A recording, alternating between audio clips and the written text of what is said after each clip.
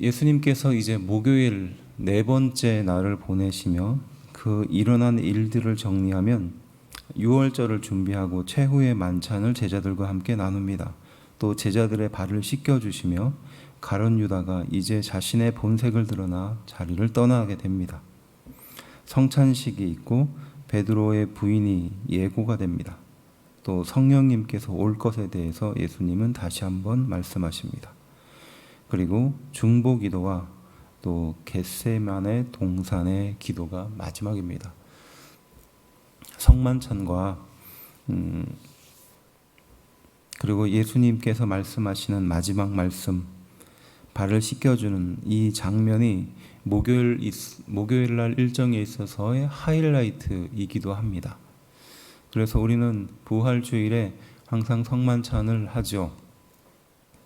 그런데 그에 못지않게 우리 인간의 본성을 잘 들여다볼 수 있는 그 마지막 내용들이 이 목요일 날 집중되게 등장하는데, 가룟 유다가 마지막에 예수님을 배신하고 떠나는 장면도 극적이고요. 그리고 함께 읽은 말씀처럼 겟세마네 동산에서 마지막 기도를 하는 그 장면도 그렇습니다. 인생에 있어서의 가장 고달프고 힘들고 어려운 순간을 뽑자면 언제가 될까요? 내 인생을 돌아보면서 가장 기억하고 싶지 않은, 또 가장 힘들고 그 극단의 고통에 있을 때가 언제일까요? 예수님의 인생을 전체를 보았을 때 언제가 우리 예수님이 가장 힘들고 괴로운 시간이었을까요? 저는 이때가 아닐까 생각합니다. 그 마지막 사명을 이루기 직전이죠. 그런데 그 사명이라는 것이 고통의 사명이지 않습니까? 행복하고 즐거운 사명의 끝이 아니라 예수님께서는 이 세상에 돌아가시기 위해 오신 것입니다. 그리고 그 돌아가시는 이유는 자신의 죄 때문이 아니라 누명을 쓰고 돌아가시게 되는 겁니다. 그 마지막 때 마지막 순간에 이제 십자가에 달려 극심한 고통을 당하게 될 것이라는 것을 알고 계신 예수님이 그 마지막 순간 겟세마네의 기도는 얼마나 간절히 했을지 우리는 짐작하고도 남을 것입니다. 그래서 이 겟세마네의 마지막 기도를 땀이 피가 되는 그런 고통의 기도라고 하지 않습니까? 우리 인생에도 그러한 고통의 순간이 있을 거예요. 그 고통의 순간에 누가 내 옆에 있는가가 그 사람의 인생이 변하는 것과 마찬가지입니다. 그래서 목회자의 길은 참 은혜가 되고 영광스러운 길이기도 한데, 그 영광스러운 길이라는 것이 다른 일이 아니라 교회가 커지거나 성도들이 늘어나거나 또 한 사람의 영혼이 변하는 것도 영광스러운 일인데, 저는 그에 못지않게 영광스러운 일은 그 사람의 인생의 가장 찬란한 시기와 가장 암울한 시기를 함께 할 수 있기 때문에 바로 영광스럽다고 생각합니다. 가장 인생에 연약한 그때에 기도가 필요합니다. 그리고 가장 연약한다고 말하는 그 시간에 누군가 함께 하고 있는가가 더 중요하다는 것이죠. 그때 목회자는 그를 위해서 기도하고 또 그를 위해서 중보하게 됩니다. 가장 행복한 그때를 위해서도 기도하지만 가장 불행한 그때를 위해서도 기도합니다. 그래서 우리가 병원 신방을 가보게 되면 그 사람이 얼마나 연약한 상태인지를 잘 알 수 있다라고 말하잖아요. 그 가장 연약한 상태에 있을 때 말씀을 전하고 말씀을 통해서 교훈을 나누는 것이야말로 가장 가치 있고 영광스러운 일이 아닐까 생각하게 되는 것이죠. 어느 교회에 장로님들이 그렇게 속을 썩이더래요. 그래서 그 목사님이 한마디를 하셨다고 합니다. 무슨 말씀이냐면, 여기 계신 장로님들 장례를 내가 다 치를 테니까 아무 소리 하지 말고 따라오십시오. 그러니까 그 장로님들이 다 아무 말씀도 하지 않고 순종하게 되었다라는 그런 일화가 있는 것처럼, 결국 우리의 인생이 어떠한 상태에 놓여져 있는가, 그리고 또 어떠한 불행 속에 있는가가 우리의 모습을 보여주는 거울과 같은 일입니다. 내가 가장 연약할 그때 하나님의 말씀을 의지하는 것 못지않게 중요한 거죠. 예수님께서 지금 가장 연약한 상태에 놓여져 있는 거예요. 겟세마네 기도에 올라서 정말 땀이 피가 되는 그런 간절한 기도를 하고 있죠. 그 기도의 주제는 무엇입니까? 이 잔을 내게서 옮겨달라는 거예요. 얼마나 고통스러웠던지 이제 앞으로 달리게 될 그 십자가의 고통과 앞으로 감당하게 될 그 배신의 고통, 그 사랑하는 제자들의 입에서 나오게 될 그 배신의 고통도 예수님은 알고 계셨다는 것입니다. 바로 그 잔을 옮겨달라고 하는 것이겠죠. 또 자신이 져야 될 그 사명을 옮길 수 있으면 옮기고 싶다라는 그런 인간적인 마음을 보여주는 장면입니다. 그때 만일에 저희라면, 여러분들이라면, 여러분들이 예수님 옆에 있었다면 어떻게 했을까요? 아마 잠시도 그 순간을 놓치지 않고 예수님의 마음과 합한 마음으로, 그렇게 간절한 마음으로, 또 안타까운 마음으로 기도하지 않았을까요? 너무나 당연한 겁니다. 예수님께서의 그 가장 고통스러운 시간을 우리는 지키기 위해서 발버둥 쳤을 거예요. 일이 중요한가요? 내 몸의 컨디션이 중요한가요? 하나도 중요하지 않습니다. 그런데 너무나 안타깝게도 제자들은 우리가 잘 보고 읽었듯이 그 시간을 깨어있지 못한 상태로 있게 됩니다. 이유는 무엇일까요? 예수님의 사명을 이해하지 못했기 때문이지 않습니까? 예수님이 왜 십자가에 달려야 하는지 몰랐기 때문이지 않습니까? 바꿔서 표현하면 지금 우리 자신의 가장 연약한 지점들을 바라보면서 이러한 제자들의 마음을 품고 살아가야 하는데 우리는 그렇지 못한다는 거예요. 무감각한 상태로 한시도 깨어있지 못하냐는 그 말씀을 듣는 채로 살아가는 것이죠. 오늘 함께 다룰 주제는 바로 연약함입니다. 연약함은 인간의 본성이죠. 누구나 사람의 마음속에는 소년과 소녀가 살고 있다라는 말이 있습니다. 그러니까 나이가 아무리 들어도, 아무리 성숙한 성인이 되었다 할지라도 그 마음속에는 상처받기 쉬운 소녀와 소년이 들어있다는 것이에요. 근데 저는 이 말을 그렇게 좋아하지 않습니다. 상처받기만 하는 인간이라면 그 얼마나 불행합니까? 모든 것이 다 상처잖아요. 상처를 받지 않기 위해서 발버둥 치는 인간밖에 되지 않는 거예요. 하지만 앞서 우리 찬송에도 보았듯이 또 하나님의 말씀에도 그렇듯이 우리는 그렇게 상처만 받는 인간은 아닙니다. 어쨌든 완벽한 사람은 없지만 또 이처럼 연약하지 않은 사람이 없는 것과 마찬가지죠. 흔들리는 갈대와 같습니다. 그래서 저희는 20대 때 뜻을 세우고 그리고 40대 때 불혹이라고 하죠. 유혹에 흔들리지 않고 50대 때 지천명이라고 해서 하늘의 뜻을 안다라고 하는데 저는 그게 오히려 반대라고 생각합니다. 그게 안 되기 때문에 그걸 하라는 뜻이지 않을까. 20대 초반 19살, 18살에 뜻을 세우는 게 과연 가능할까요? 요즘 청소년들 중고등학교 학생들에게 뜻을 세우는 청소년들이 있는지 물어보면 아마 거의 99% 없을 겁니다. 안 그렇습니까? 그 40대는 불혹이잖아요. 유혹에 흔들리지 않는다는 거예요. 근데 사실 40대야말로 유혹에 가장 잘 흔들리기 쉬운 나이가 아닙니까? 지천명은 어떻습니까? 50대 하늘의 뜻을 안다? 그리고 나의 모든 행동을 스스로 컨트롤할 수 있다? 아니죠. 더 많이 흔들리는 나이대예요. 하늘의 뜻은 고사하고 당장 내 앞에 있는 행동도 또 결정하지 못하는 상태로 흔들리는 상태가 아닌가 합니다. 그래서 저는 10대 때 그런 막연한 생각을 했어요. 내가 한 30대나 40대 정도 되면 그리고 50대가 넘어가면 한 이 정도의 수준은 되지 않겠나 생각했어요. 근데 지금 그렇게 되고 보니까 참 그때 생각이 얼마나 허무한지 알게 됩니다. 인간은 연약한 존재예요. 연약하기 때문에 인간이라는 말이 맞을지는 모르나 이 예수님과 제자들의 마지막 순간을 지켜보면서 얼마나 인간이 연약한 존재일 수밖에 없는지 깨닫게 되는 것입니다. 기분이 여러 번 바뀐다고 하죠. 또 어떤 사람은 하루에 기분이 12번 이상도 바뀐다고 합니다.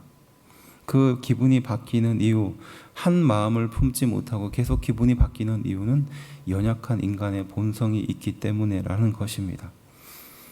마태복음 20장 22절에 그 예수님의 제자들이 예수님께 다시 한번 확신을 가지고 대답을 합니다. 너희가 구하는 것을 알지 못하는도다. 내가 마시려는 잔은 너희가 마실 수 있느냐라고 묻습니다. 지금 예수님께서 그 고난의 잔을 마시기 직전인데 그 고난의 잔을 너희가 마실 수 있겠는가라고 예수님이 물어보는 장면이 마태복음 20장에 등장합니다. 그때 제자들이 무엇이라고 대답하느냐? 그들이 말하되 할 수 있나이다 라고 대답해요. 그들이라 말하는 제자들이죠. 베드로가 또 이렇게 말합니다. 다 주를 버릴지라도 나는 언제든지 주님을 버리지 않겠습니다 라고 고백하죠. 그런데 이 고백 뒤에는 베드로의 고백만 있는 것이 아니라 제자들의 고백도 같이 있어요.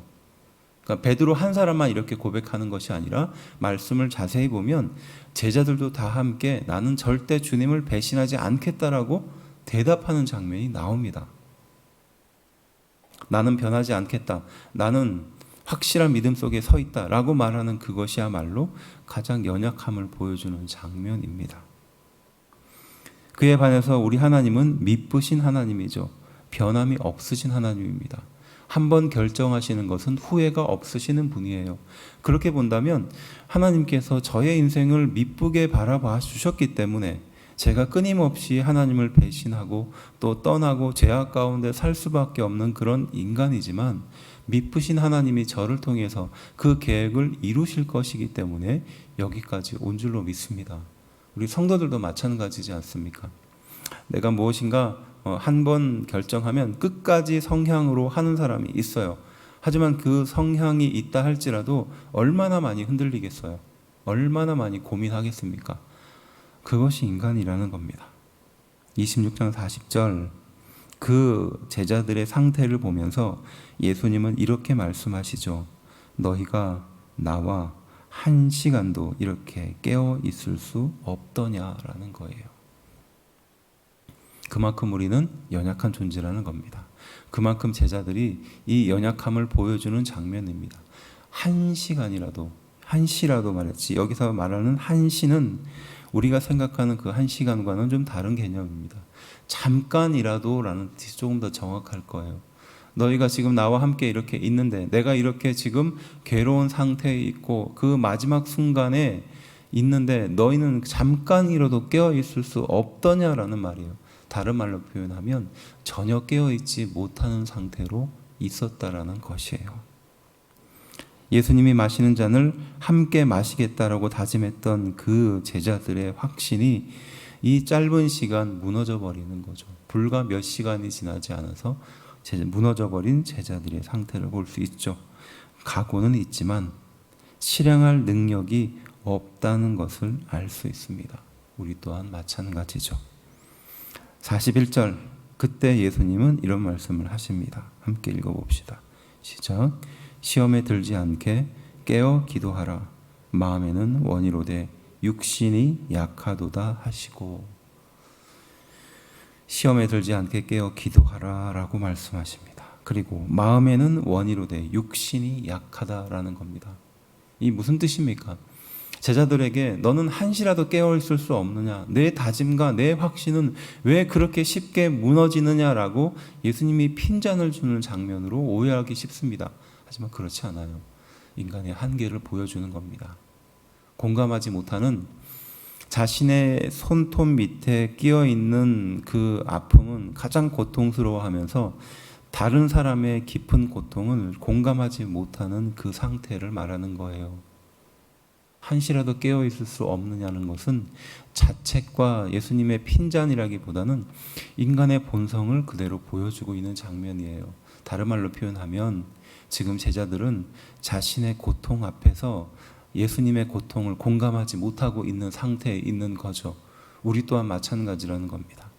내 인생의 작은 고통 때문에 예수님이 갖고 계실 그 깊은 절망감과 고통을 이해하지 못하는 상태에서 내 상처만 아프다라고 말하고 있는 것과 다르지 않다는 겁니다.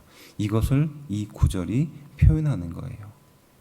마음에는 원이로되 육신이 약하다는 겁니다. 마음은 원하고 있지만 육신이 약한 상태라는 것은 바로 우리 성도들에게 하고 있는 교훈이에요. 내가 이러한 상태라는 것을 인정하는 것으로부터 죄가 시작되고, 그 죄를 인정하는 것으로부터 바로 은혜와 십자가 앞에 엎드림이 시작된다는 것입니다.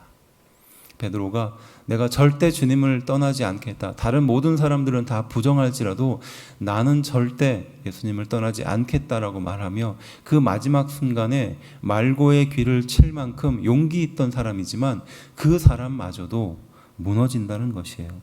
그리고 무너지는 자기 자신을 인정해야 거기에서부터 내가 죄가 가득한 사람이라는 것을 인정하고, 또 그 죄를 발견하면서부터 십자가에 엎드릴 수 있는 용기가 생기는 것이죠. 어떻게 보면 사람은 자기 자신에 대해서 단단히 오해합니다. 내가 이 정도의 삶을 살면 그래도 다른 사람보다 낫지 않겠는가라는 오해를 하고 있어요. 하지만 죄 앞에는 누구나, 그 어떠한 사람도 예외 없이 완전히 바닥까지 무너질 수밖에 없는 것이 우리의 존재입니다. 나는 육신이 약한 상태에 있다라는 것을 고백하는 것, 내 안에 연약한 본성이 남아있을 수밖에 없으며 배신하고 부정하고 떠나며 남을 탓을 하는 그러한 본성, 연약한 본성이 있을 수밖에 없는 존재라는 것을 인정하는 것으로부터 시작되는 거죠. 육신이 약하니 라는 이 말씀은 곧 마음의 원과 비교하는 말씀이기도 합니다.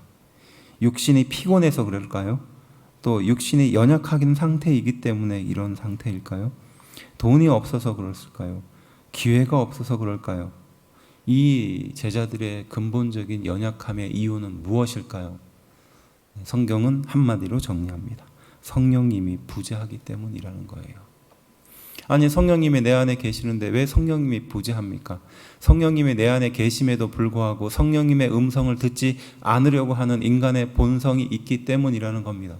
성령님이 늘 24시간 나를 위해서 간구하고 안타까워하며 내가 하나님께 늘 나가기를 바라고 기대하고 있지만, 우리의 마음은 그 성령님의 음성을 무시하면서 내 마음의 본성대로 살려고 하는 것이 있기 때문이라는 거예요. 그것을 성경에서는 성령의 부재라고 표현하거든요. 계심에도 불구하고 계시지 않는 것처럼 여기는 것을 성령의 부재라고 표현하는 것입니다. 아예 계시지 않는다는 뜻이 아니라, 하나님께서 우리 인간을 만드시고 창조하신 이후에 하나님은 매 한순간도 우리 인간의 모습과 인간의 행동과 떠나지 않으려는 마음이 있으십니다. 그렇지만 우리 인간은 그 하나님의 마음을 부정하고 떠나려고 하는 마음이 있다는 것이죠. 그게 성령의 부재가 아니고 무엇입니까? 결국 제자들이 이러한 연약한 인간의 상태를 보여주는 것은 성령의 부재죠. 우리가 시험을 당하며 시험에 넘어지는 이유는 또한 성령의 부재입니다. 성령님께서 끊임없이 우리에게 교훈하며 나의 영혼이 하나님께 가까이 나아가고 매일매일 엎드리기를 바라며 하나님과 친밀한 교제 속에 있기를 바라심에도 불구하고 우리는 그분의 음성보다는 내 손톱 밑에 상처에 매달려 있다는 것이죠. 이것이 연약함의 특징입니다. 그들을 향하여 하시는 교훈이죠. 시험에 들지 않게 깨어 기도하라라는 겁니다.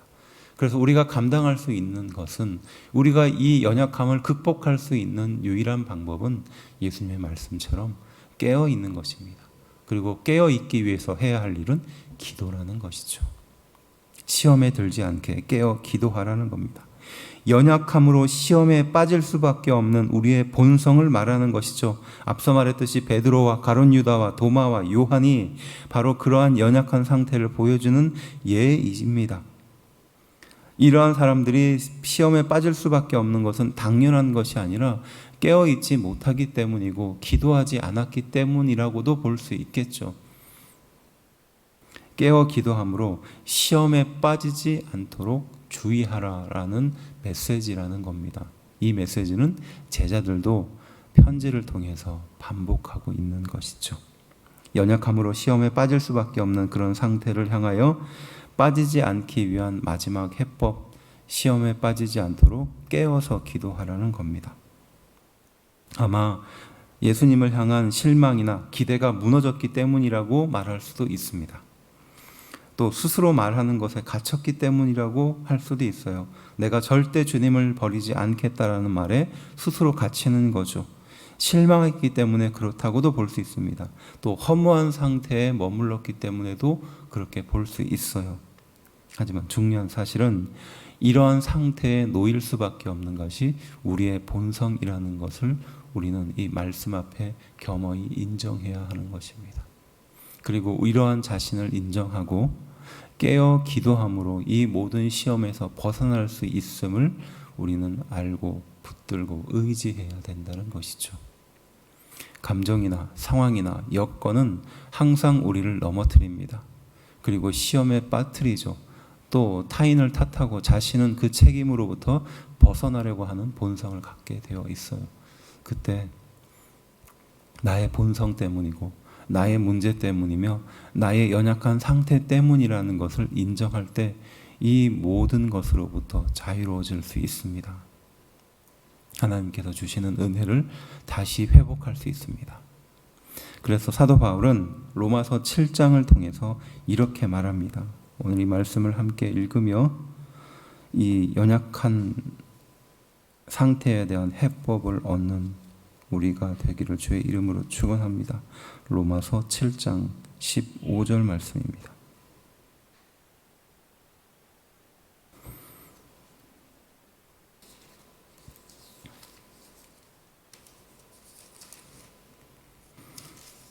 함께 읽어봅시다.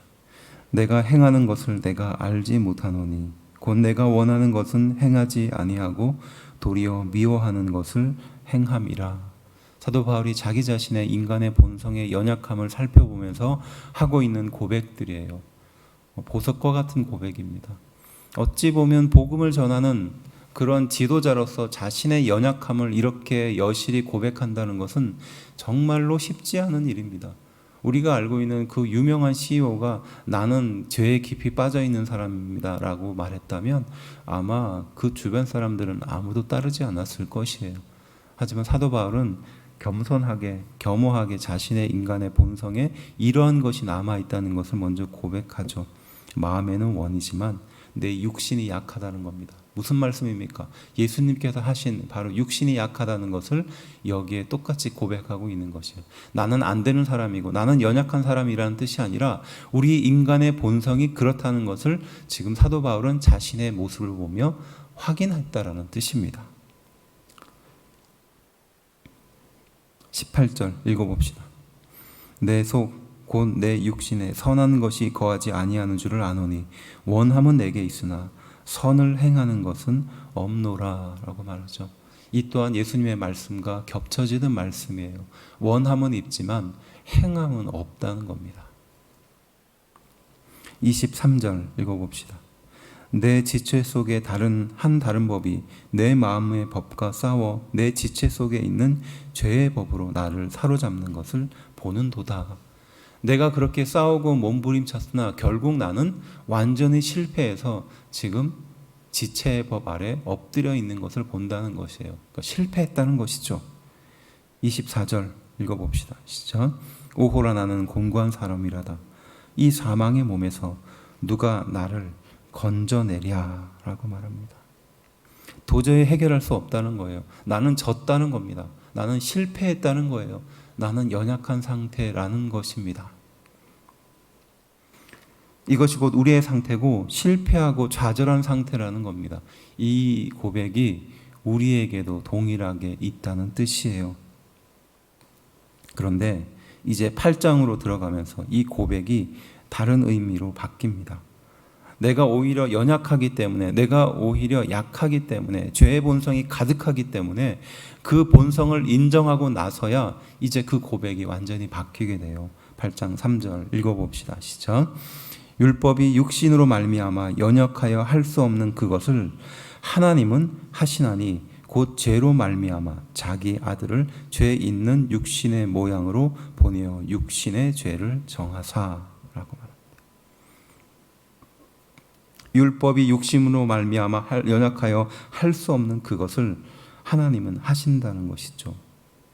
그리고 이어지는 4절은 육신을 따르지 않고 그 영을 따라 행하는 우리에게 율법의 요구가 이루어지게 하려 하심이라라고 말해요. 우리는 연약하나, 우리는 할 수 없으나, 우리는 실패하나 그것을 오히려 하나님은 하신다는 것이에요. 성령님은 하신다는 말씀입니다. 결국 성령님을 따라서 행할 때 이 육신의 연약함을 벗어날 수 있다는 것이고 율법의 요구를 이룰 수 있다는 말씀이죠. 그래서 우리는 어떻게 살아야 할까요? 8장 6절입니다. 육신의 생각은 사망이요 영의 생각은 생명과 평안이니라. 우리는 육신의 생각을 버리고 영의 생각을 해야 한다는 뜻이죠. 곧 생명과 평안을 붙드는 삶을 살아야 한다는 것입니다. 그래서 8장 13절은 마지막으로 이렇게 교훈합니다. 너희가 육신대로 살면 반드시 죽을 것이로되 영으로서 몸의 행실을 죽이면 살리니 라고 말합니다. 그래서 우리 안에 있는 영을 사용하여 영의 생활을 함으로써 몸의 행실을 죽이라 라고 말합니다. 여기서 영은 육신에 반대되는 말이죠. 어찌 뜬구름을 잡는 것과 같은 어떤 영적인 것이나 신령한 것을 말하는 것이 아니라 육신의 반대, 우리가 실패할 수밖에 없고 좌절할 수밖에 없는 그 상태를 육신의 상태라고 표현한다면 이렇게 성령님을 통해서 승리하는 그것을 영적인 상태라고 표현하는 것이죠.